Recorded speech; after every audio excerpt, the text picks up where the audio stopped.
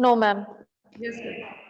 Good morning student. आज का हमारा चैप्टर जो हमने अभी तक सबसे पहले स्टार्ट किया है लाख की चूड़ियां, उसी चैप्टर को आगे कंटिन्यू करते हुए कि हमने अभी तक कि उसमें क्या पढ़ा था कि बदलू एक हाथ से कार्य करने वाला कारीगर जो लाख की चूड़ियां बनाता है और पूरे गांव में उसकी बनी हुई चूड़ियां जो है वो बिक्री के लिए तैयार रहती हैं। और खासकर विवाह के अवसर पर जब किसी लड़की की शादी हो तो उसकी चूड़ियां सबसे अधिक बिकती और तब वो उस चूड़ियों के बदले में वस्तु विनिमय करता। वस्तु विनिमय एक चीज के बदले में दूसरी चीज खरीदना या बेचना। कि वस्तु विनिमय जो है वो आज के समय में आधुनिक समय में नहीं प्रचलित है। आज के समय में ऐसे में मैंने आपको बताया था इसको बार्टर सिस्टम कि जिसमें एक वस्तु के बदले दूसरी वस्तु को खरीदना या बेचना। तो इस तरह से वो अपना ये व्यापार चलाता था। वो तब चूड़ियां बेचता, तब वो उसके चूड़ियों के पैसे लेता, नहीं तो वो कम से कम अपनी अपनी जरूरतों के आधार पर चूड़ियों का जोड़ा औरतों को दे देता था। उसे सबसे अधिक चिढ़ किससे थी? कांच की चूड़ियों से। कांच की चूड़ी अगर वो किसी के हाथ में पहन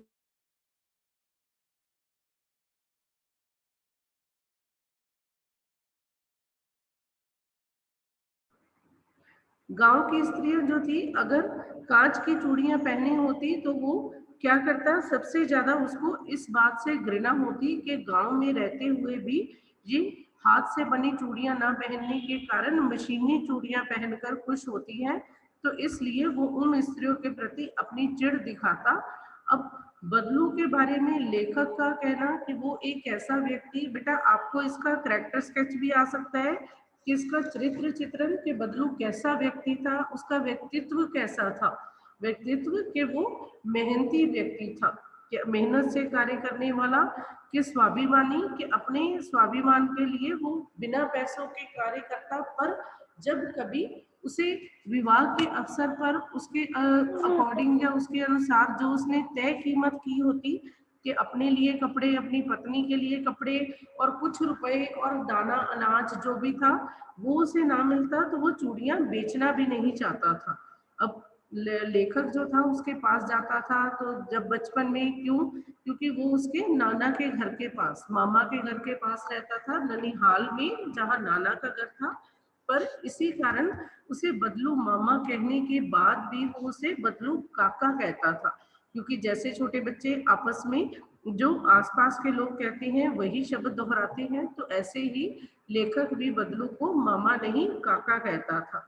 अब वो उसके स्वागत में उसको कि क्या करता कि उसके घर में जो गाय थी उसकी मलाई बचा कर रखता, खाने को देता।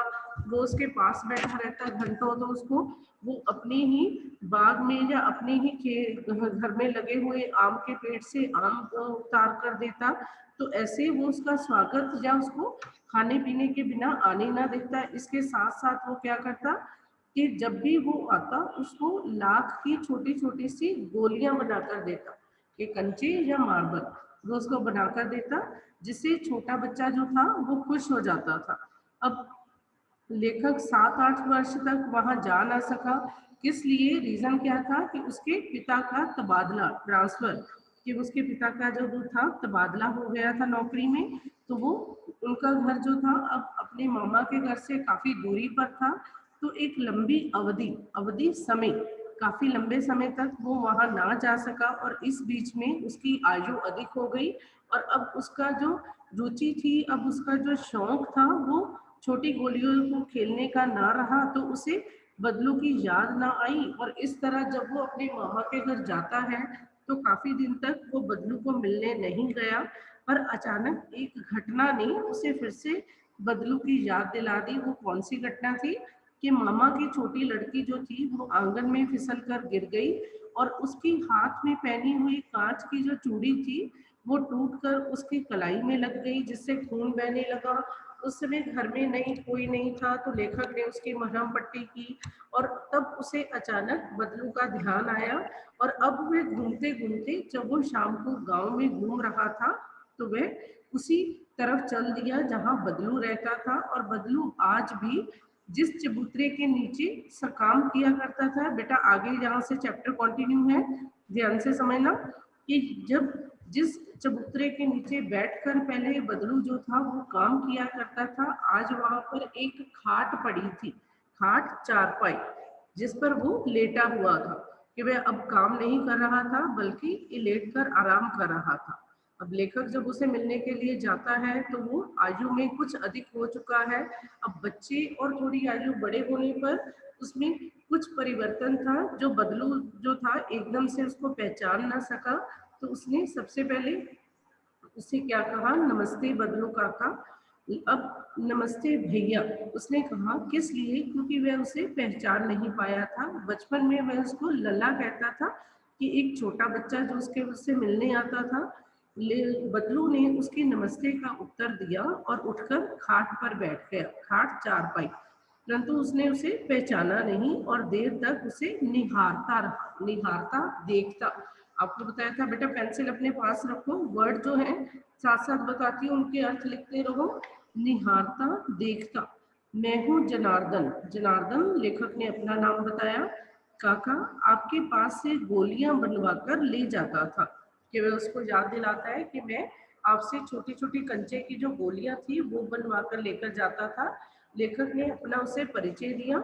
बदलू फिर भी चुप रहा, मानो वे अपने स्मृति पटल पर, स्मृति पटल याद शक्ति, स्मृति याद, कि वो उस अपनी मेमोरी में उसको दोबारा से याद कर रहा है, अतीत के चित्र उतार रहा हो, अतीत जो बीत चुका समय, तो वो उसको अभी भी उसकी पहचान नहीं आ रही थी और वह अपनी मेमोरी में, अपनी स्मरण शक्ति में फिर से वो पिछली बातें याद कर रहा है कि वो कब उससे मिला था। तब वह एकदम से बोल पड़ा, एकदम अचानक, आओ आओ लला बैठो। अब पहले वो उससे क्या कह रहा था कि जब वो उससे मिलता है तो नमस्ते भैया, उसको लगता है कि कोई अननोन पर्सन, कोई अपरिचित मिलने आया है, तो वो उसको सम्मान से नमस्ते कहता है। पर जैसे ही उसने उसको पहचाना तो वो फिर से उसको उसी पुराने नाम से बुलाता है कि आओ लला बैठो, बहुत दिन बाद गाँव आए। हाँ इधर आना नहीं हो सका काका, मैंने चारपाई पर बैठते हुए उत्तर दिया। अब कुछ देर दोनों में शांति रही, शांति रही कि दोनों में कोई बातचीत नहीं हुई। लेखक ने इधर उधर दृष्टि, दृष्टि नजर, कि उसने इधर उधर नजर दौड़ाई, इधर उधर देखा, न तो उसे मछिया नजर आई न ही भट्टी, भट्टी जिसमें आग दहकती रहती, जिसमें वो लाख पिघलाता था और चूड़ियां बनाता था, और ना ही मछिया, मछिया जिस पर बैठकर वो चूड़ियां बनाने का कार्य करता था। तो जब उसको आसपास कुछ नहीं दिखाई दिया तो वो उसे क्या पूछता है कि आजकल काम नहीं करते। मैंने पूछा, नहीं लल्ला, काम तो कई साल से बंद है, मेरी बनाई हुई चूड़ियां कोई पूछे तब तो। गांव गांव में कांच का प्रचार हो गया है, प्रचार फैलाव। अब गांव में वो बताता है कि गांव में तो कोई भी मेरी बनी हुई चूड़ियां पहनना पसंद नहीं करता, और अब गांव में कांच का फैलाव हो चुका है कि अब कांच की चूड़ियों का ही प्रचलन है। इसके लिए वो क्या बताता है, वह कुछ देर चुप रहा फिर बोला, मशीन युग है ना लला। एक तरह से लेखक ने ये उन कारीगरों की जो स्मॉल स्केल इंडस्ट्री, लघु उद्योग चलाते हैं, जो हाथ से कार्य कर कर अपना परिवार चलाते हैं और कारीगरी करके अपना काम करते थे, जैसे ही नई टेक्नोलॉजी के कारण नई इंडस्ट्रियलाइजेशन हुई और उसके कारण मशीनीकरण हुआ, नई नई मशीनों से सामान बनने लगा, ये हमारे लिए किफ़ायती था, किफ़ायती, सस्ता और बढ़िया भी था कि मशीनें एक सा सामान जल्दी, तेज गति से और बढ़िया बना देती थी। पर इसके कारण जिन कारीगरों को बेकार होना पड़ा, एक तरह से लेखक ने उनके दुख का वर्णन किया है। आजकल सब काम मशीन से होता है, खेत भी मशीन से जोते जाते हैं, और फिर जो सुंदरता कांच की चूड़ियों में होती है, लाख में कहाँ संभव है। अब वो प्रश्नवाचक पीछे उसने लेखक ने डाल दिया कि वो सच में प्रश्न कर रहा है कि क्या कांच की चूड़ियों की सुंदरता के आगे लाख की चूड़ियों की सुंदरता अधिक नहीं थी। जबकि आज भी बेटा राजस्थान में या आज भी बाजार में लाख की चूड़ियां, मैंने आपको जो चैप्टर भेजा था तो उसमें मैंने पिक्चर ही इसलिए लगाई थी कि आपको लाख की चूड़ियां कैसी होती हैं क्लियर हो जाए। फिर भी मैं आपको एक बार दिखाने की कोशिश करूंगी ऑनलाइन भी। तो उसने ये बताया कि कांच की चूड़ियां भी सुंदर होती हैं, पर बदलू अपना दुख प्रकट करते हुए क्या कह रहा है कि क्या कांच की चूड़ियां इतनी सुंदर नहीं होती जितनी सॉरी लाख की चूड़ियां इतनी सुंदर नहीं होती जितनी कांच की चूड़ियों में। ये सही है कि वो सस्ती होती हैं, वो मशीनों से काम करने के कारण जल्दी बन जाती हैं और बड़ी मात्रा में बन जाती हैं। अब उसने बताया था कि बदलू एक दिन में केवल 3-4 जोड़े बना पाता था। अब मशीनों से तो वो हजारों की संख्या में बन जाती हैं, पर फिर भी कि इसके कारण जिन उद्योग कारीगरों को बेकार होना पड़ा, उनका दुख अलग ही है। लेकिन कांच बड़ा खतरनाक होता है, ये बात लेखक कह रहा है, बड़ी जल्दी टूट जाता है। मैंने कहा, अब लेखक इस घटना को अपने घर में देख कर आया था कि एक छोटी बच्ची जो फिसलने के कारण गिरती है और जिसके हाथ में कांच लगने से खून बहने लगा, तो वो यही बात दोबारा से दोहराता है कि वो टूटता है और खतरनाक होता है। नाजुक तो सिर्फ होता ही है लला। अब फिर भी जो बदलू है वह उसको क्या समझाने की कोशिश कर रहा है कि ये ठीक है कि कांच जो है वो नाजुक होता है और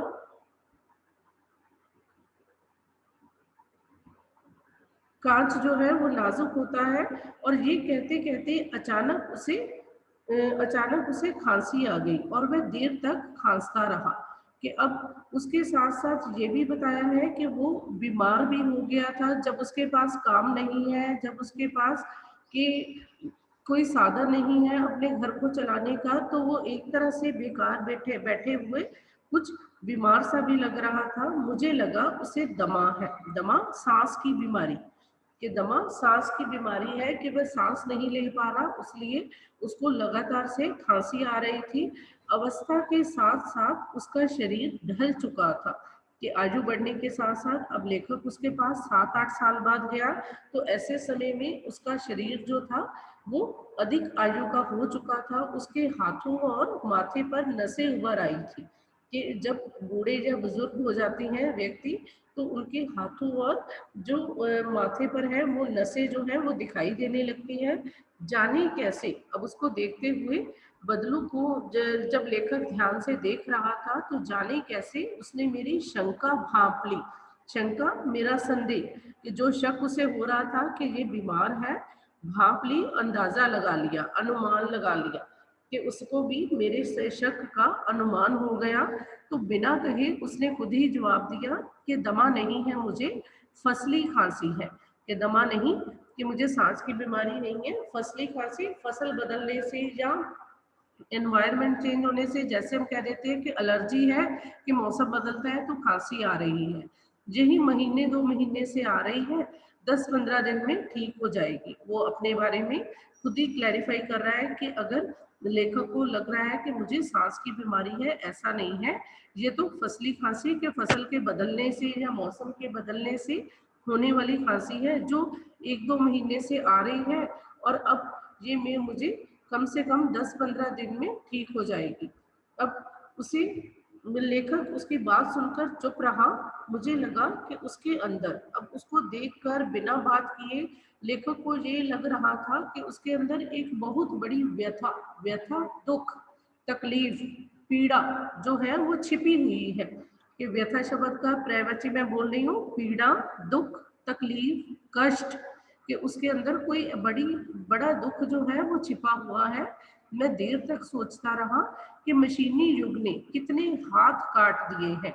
अगर आपको आपको क्वेश्चन आएगा बेटा आशय स्पर्श के लिए, कि वैल्यू बेस्ड क्वेश्चन जो चैप्टर में से ही होगा, तो आपको चैप्टर से रिलेट करके ही आंसर लिखना है।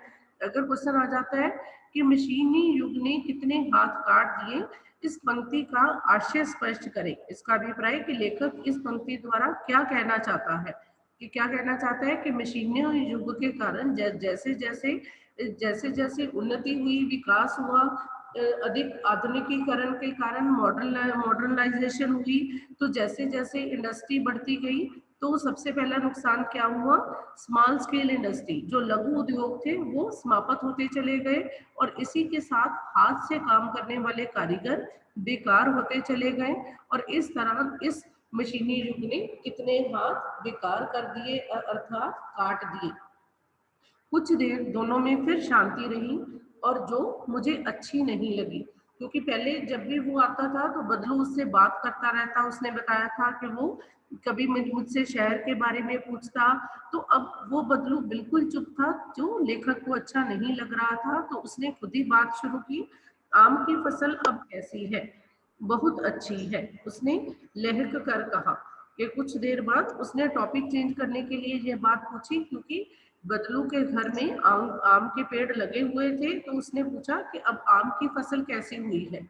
तो अच्छी है लला, ये कहकर उसने लहक कर उत्तर दिया। लहक कर खुशी से, उछलते से हुए, कि अपनी खुशी को और प्रकट करते हुए। और उसको अब याद आ गया कि मैं इसको जब भी ये घर आता था तो मैं इसे आम देता था खाने को।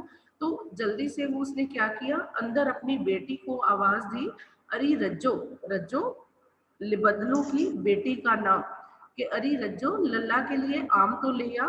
कि जैसे वो आगे उसका घर में आने पर स्वागत करता था, तो वो अपनी बेटी को जल्दी से आवाज देता है कि तुम लेखक के लिए आम लेकर आओ। और फिर मेरी ओर मुखातिब होकर बोला। मुखातिब देख कर बात करना, ये उर्दू का शब्द है हिंदी में आया हुआ, तो अंडरलाइन करके अर्थ लिख लो। मुखातिब देख कर बात करना, कि मेरी तरफ देखकर बात करते हुए बोला, माफ करना लला, तुम्हें आम खिलाना भूल गया था। कि उसको याद आ जाता है कि मैं पहले जब भी ये आता था तो इसे आम खिलाए बिना जाने नहीं देता था। तो उसे अब अपनी उसी गलती के लिए वो माफी मांगता है। नहीं नहीं काका, आम तो इस साल बहुत खाए हैं। कि लेखक उसको सिर्फ बात बदलनी थी, कि कम से कम वो कुछ बात तो उससे करे, अपने उस दुख से उबरने के लिए, निकलने के लिए कोशिश करे। तो इसलिए उसने आम की बात की थी। तो लेखक के कहने पर वो उसके लिए अंदर से आम मंगवाता है, और इसी तरह वो कहता है कि वाह वाह, बिना आम खाए मैं तुम्हें जाने नहीं दूंगा। अब लेखक चुप रहा। उसे वो दिन याद आ गए जब बदलू जो था उसके लिए मलाई बचा कर रखता था। इसका अभिप्राय कि उसके घर में एक गाय थी। अब वो उसके बारे में जानना चाहता है। गाय तो अच्छी है ना काका? लेखक ने पूछा। गाय कहाँ है लल्ला, 2 साल हुए बेच दी, कहाँ से खिलाता? अब उसके इस शब्द के पीछे प्रश्नवाचक चिन्ह, कि ये उसकी दुखी, उसकी निर्धनता का हालत को बयान कर रहा है, उसकी उसके उस जीवन स्तर को बता रहा है जिसमें परिवार को चलाने के लिए एक गाय को खाना खिलाना मुश्किल हो रहा था। तो इस स्थिति में जब उसका काम बंद हो गया तो वो गाय को भी अच्छा भोजन नहीं दे पा रहा था। तो इसलिए उसने अपनी गाय बेच दी थी, जिसके लिए वो एक तरह से दुखी अवस्था में कहता है कि मैं उसको खिलाने के योग्य नहीं था, कहाँ से खिलाता? इतने में रज्जो, उसकी बेटी, अंदर से एक डलिया में, डलिया टोकरी, कि वो आम जो थे उसके घर में ही पेड़ लगा हुआ था, तो उसने, लड़की ने अंदर से एक टोकरी में ढेर से आम ले आई। ये तो बहुत है काका, इतने कहाँ खा पाऊंगा? मैंने कहा। वो इतने आमों को देखकर कहता है कि मैं इतने आम जो है वो संख्या में ज्यादा है, तो मैं इन्हें नहीं खा सकता। वाह वाह, वह हंस पड़ा। शहरी ठहरे ना, मैं तुम्हारी उम्र का था। उम्र जो है वो एक तरह से उन्होंने ग्रामीण भाषा में शब्द लिखा है। हमें उम्र के स्पेलिंग पता है, र पदेन में, तो हमने वैसे ही लिखने हैं। मैं तुम्हारी उम्र का था, इसके चौगुने आम एक बखत में खा जाता था। बखत समय, वक्त कहना चाहता है वो, वक्त समय। कि वो कह रहा है कि मैं, तुम तो पूरे शहर के हो गए हो, इसीलिए तुम्हारी खाने की खुराक जो है वो भी कम हो गई है, खाने की मात्रा कम हो गई है। मैं तो इससे, इसके चौगुने के, इससे 4 गुना ज्यादा आम जो थे एक समय में खा जाता है। आप लोगों की बात और है, मैंने उत्तर दिया।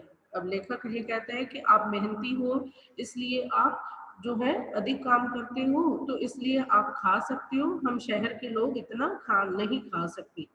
अच्छा बेटी, लला को 4-5 आम छांट कर दो, सिंदूरी वाले देना, देखो लला कैसे है, इसी साल यह पेड़ तैयार हुआ है। अब वो कह रहा है कि उसके घर में जो पेड़ है आम के, वो पूरी तरह से सही है, वो पूरी तरह से फल दे रहे हैं। तो वो उसमें से 4-5 आम लड़की को कहता है कि इसको अच्छे से निकाल कर दे दो। और वो अपने जो उसके जहाँ आम की किस्म होती है, कि आम के जो आम जो है, आम फल जो है कई टाइप्स का होता है, तो वो सिंदूरी आम जो है उसके घर में लगे हुए हैं। तो वो उसको कहता है कि मेरे अब यहाँ पर ये पेड़ पूरी तरह से तैयार है। रज्जू ने 4-5 आम अंजलि में भरकर, अंजलि दोनों हाथों से लेकर लेखक की ओर बढ़ा दिए। आम लेने के लिए मैंने हाथ बढ़ाया तो मेरी निगाह एक क्षण के लिए उसके हाथों पर ठिठक गई, ठिठक रुक गई। जब जैसे ही वो लड़की अपने दोनों हाथों में 4-5 आम लेकर लेखक की तरफ बढ़ा रही थी, तो अचानक से उसके हाथों को देखकर एक बार लेखक की निगाह जो थी, उसकी नजर जो थी वो रुक गई। उसने क्या देखा कि गोरी गोरी कलाइयों पर लाख की चूड़ियां बहुत ही फब रही थी, फब रही थी, सज रही थी, अच्छी दिखाई दे रही थी, कि सुंदर दिखाई दे रही थी। अब उसके हाथों में लाख की चूड़ियां ही पहनी हुई थी। बदलू ने मेरी दृष्टि देख ली, बदलू ने भी ये देख लिया कि लेखक क्या देख रहा है, और बोल पड़ा, ये आखिरी जोड़ा था जमींदार साहब की बेटी के विवाह पर, कि उसने ये आखिरी जोड़ा बनाया था, उसके बाद उसने काम छोड़ दिया। अब एक तरह से वो अपने काम छोड़ने का रीजन भी बता रहा है कि जो मैंने जमींदार की लड़की की शादी के लिए बनाया था, तो 10 आने पैसे मुझको दे रहे थे। अब जमींदार जो था उस एक जोड़े के लिए उसको, उसने शुरू में ही बता दिया था कि किसी भी विवाह के अवसर पर वो अपनी मर्जी से, अपनी इच्छा पर पैसे लेता था। अब जमींदार उसको 10 आने के रुपए में से 10 पैसे उसको दे रहा था। मैंने जोड़ा नहीं दिया, कहा शहर से ले आओ। मैंने आम ले लिए, खाकर थोड़ी देर पश्चात चला गया। मुझे प्रसन्नता हुई कि बदलू ने हार कर भी हार नहीं मानी थी। अंडरलाइन कर लो कि लेखक ने इस पंक्ति द्वारा बदलू का व्यक्तित्व या बदलू के बारे में हमें क्या बताना चाहता है, कि उसने हार कर भी हार नहीं मानी थी, कि वो चाहे परिस्थितियों से, परिस्थिति क्या थी कि सभी शहर के जो बनी हुई चूड़ियां जो थी कांच की पहनने लगे थे, लाख की चूड़ियां पहनना गांव की औरतों ने छोड़ दिया था। ऐसा होने पर भी बदलू ने अपने स्वाभिमान को, अपने जो सेल्फ रिस्पेक्ट है, उसने अपने आत्मसम्मान को ठेस नहीं लगने दी।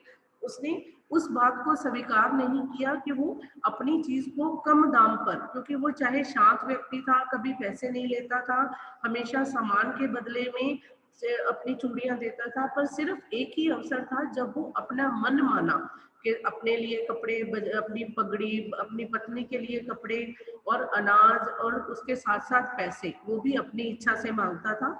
तो उस अवसर पर भी जब लोगों ने, जमींदार ने उसकी इच्छा अनुसार उसे पैसे देने से मना कर दिया, तो क्या किया उसने कि उसने काम करना ही छोड़ दिया।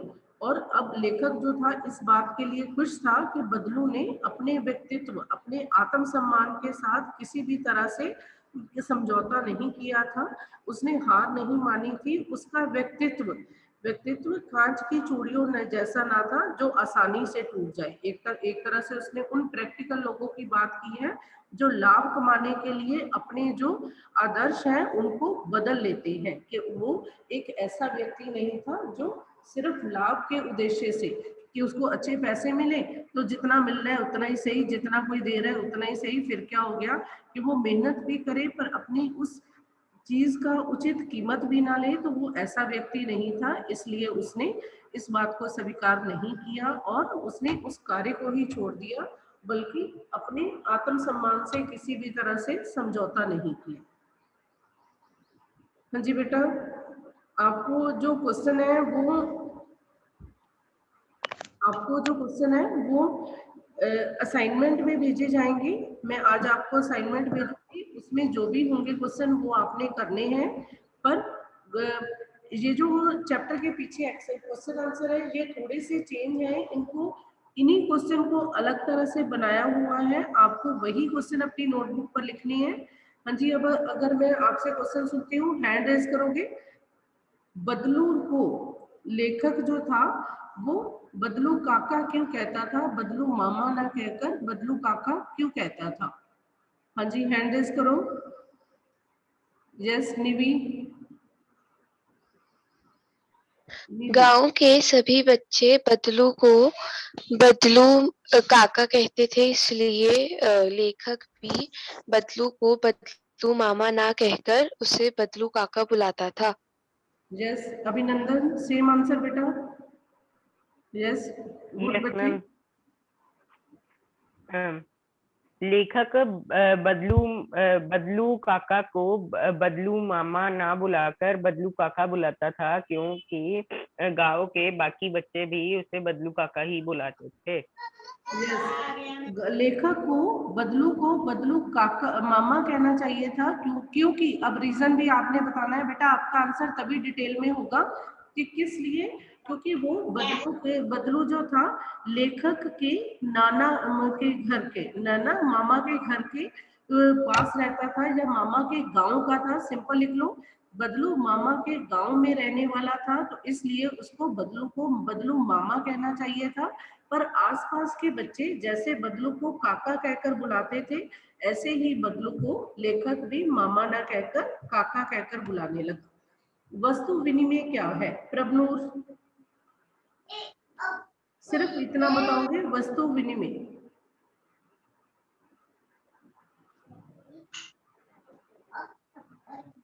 मनसिमर?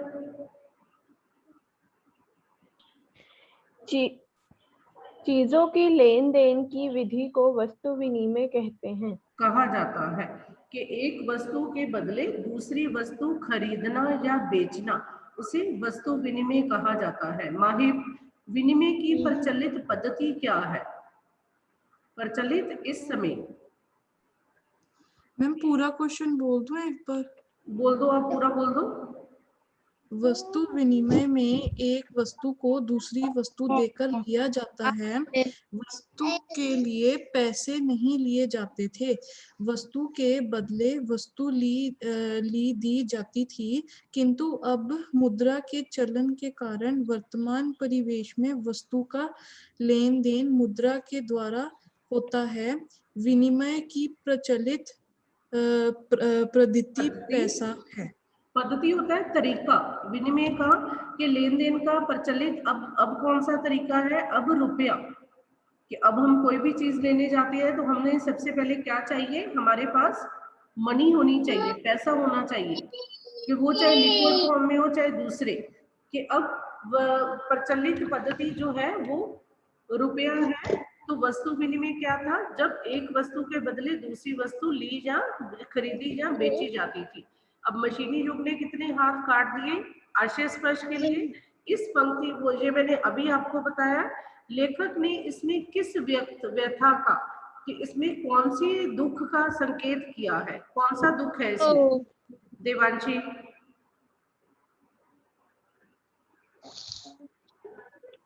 मशीन युग के आने से काफी लोगों का काम मशीनें कर देती हैं। उन लोगों के लिए रोजगार की समस्या आ गई है। उन्हें अपना काम छोड़ना पड़ता है, क्योंकि उनका काम मशीनें जल्दी और कम समय में और कम खर्च से करती है। कीमत भी कम, क्योंकि अगर एक व्यक्ति 10 चीजें बनाता है एक दिन में, तो मशीन उससे ज्यादा हजारों चीजें बना सकती है और सुंदरता से हो जाता है। जन्नत से आंसर जल्दी।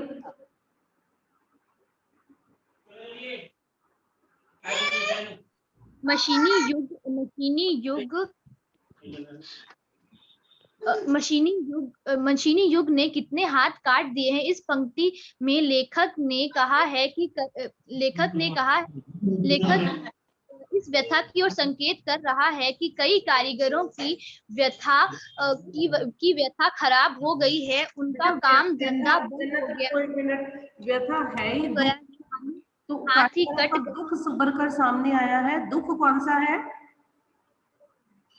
कि उनका काम धाम बंद हो गया है और उनकी रोजी रोटी भी नहीं चल रही है, कि उनका काम बंद हो गया है। इसको आप एक्सप्लेन में करोगे सिंपल लाइनें बनाकर, कि उनका काम बंद हो गया है। मशीनें किसी भी काम को शीघ्रता से, कम समय में और सुंदरता से कर देती है, और हाथ से करने वाले कारीगर बेकार हो गए हैं, जिसके कारण कई उद्योग जो है वो बंद हो गए हैं। तो ऐसी स्थिति में लेखक ने इस पंक्ति द्वारा उस व्यथा, उस दुख को, उन कारीगरों के दुख को हमारे सामने लाने की कोशिश की है। बदलू के मन में कौन सी व्यथा थी जो लेखक से छिपी ना रह सकी? कि अब क्या हो रहा था। निष्का,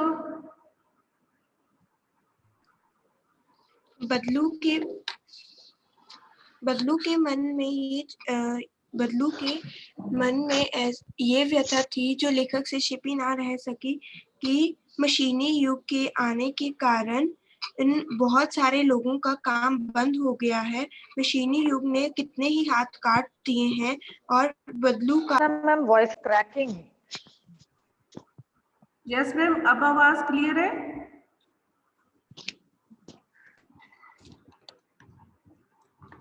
मैम मैं 1 मिनट, मैं वीडियो ऑफ कर लेती हूँ। हाँ जी बेटा, आज हमने जो विलोम शब्द करने हैं, अस्वस्थ, स्वस्थ, अस्वस्थ, बीमार, अपना, पराया, अपना, पराया, आयात, एक्सपोर्ट, इंपोर्ट। आयात जो सामान मंगवाया जाता है और निर्यात जो भेजा जाता है। आयात, निर्यात, इनमें से कई वर्ड है जो आप कर चुके हो ऑलरेडी, सिर्फ एक बार आपको अर्थ पता हो। अमृत, विष, विष जहर। नेक्स्ट, अंधकार, प्रकाश, अच्छा, बुरा, अनुकूल, ऐसी स्थिति जो हमारे फेवर में हो, हमारे वह मेरे अनुकूल बात का उत्तर दे रहा था, हमारे फेवर में। अगेंस्ट, प्रतिकूल, जो हमारे विरोध में बात करे, प्रतिकूल।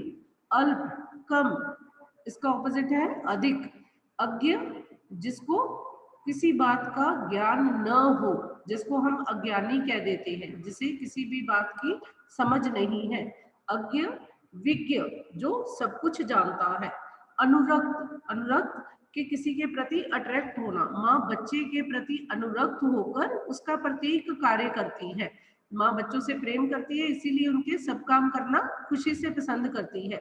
विरक्त, किसी से अलग हो जाना, कि जब हमारे मन में क्रोध हो तो हम दोस्ती से विरक्त हो जाते हैं, कि अलग हो जाते हैं। अनुराग, सेम अर्थ है इसका भी, प्रेम, लगाव, विराग, जब किसी के प्रति प्रेम जो है वो कम हो जाए। अस्त, सनसेट, सूर्य का छिपना। उदय, सूर्य निकलना, उदय, अस्त। अभिमान, अभिमान, घमंड। नम्रता, आप इसका कि जो आराम से बात करता है, सॉफ्ट स्पोकन है, उसको हम कह देते हैं नम्रता। अगम, अगम, सुगम, अगम जो आगे आने वाला, कि जिसे जहां तक पहुंचा ना जाए, आगे जिस तक जाना कठिन हो।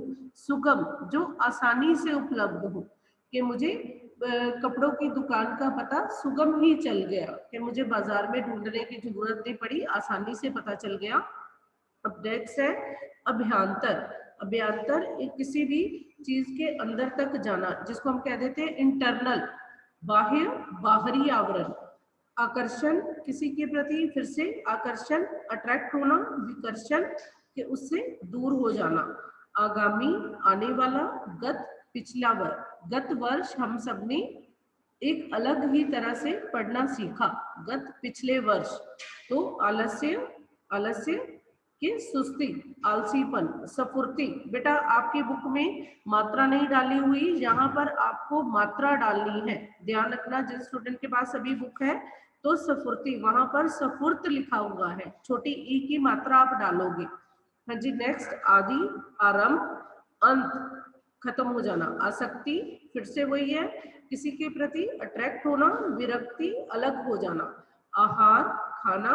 निराहार, बिना खाए, कि आज उसने निराहार व्रत रखा, बिना खाए। आगत, आने वाला। अनागत, जाओ नहीं आ रहा है। अंतरंग, के इंटरनल, कि उसकी अंतरंग, निजी, निजी बातें, हम अंतरंग बातें सबके साथ नहीं कर सकती। बहिरंग, जो सबसे बात करने योग्य हो। अवनति, नुकसान